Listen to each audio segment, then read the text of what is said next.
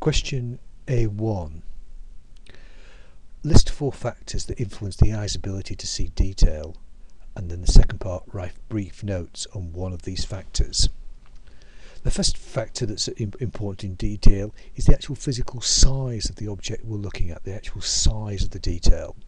The next is the amount of light that's actually been reflected off the object, the illuminance.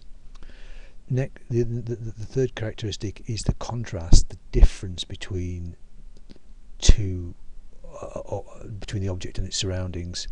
And the last one is time itself. The more time we have, the more we can actually understand detail. In terms of the size of the object, it's not the actual physical size of the object that's important. It's actually, if you like, the closeness the object is to the eye, or the angle the object subtends with the eye. A large object like the Eiffel Tower is 300 meters tall.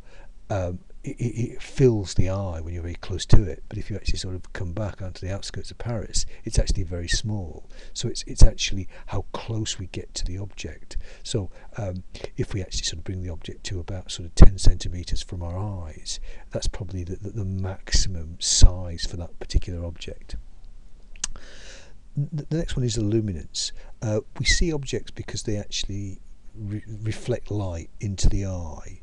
So the greater the illuminance, the easier it is to actually see detail. So if we're doing a difficult task, then we use perhaps a desk lamp. We actually increase the lighting. We bring the object close to the window to actually see what's going on.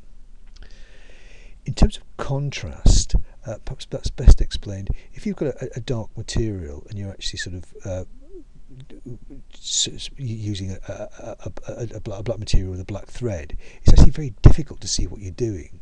But conversely, if you actually use a black material and a white thread, it's actually much easier. So it's the contrast between the two, between the object and its surroundings, is also important. And finally, time. The brain's actually very sophisticated, and it can actually fill in lots of the gaps that are left over. So by given enough time, it can actually work out the bits of missing information that the eye can't quite see.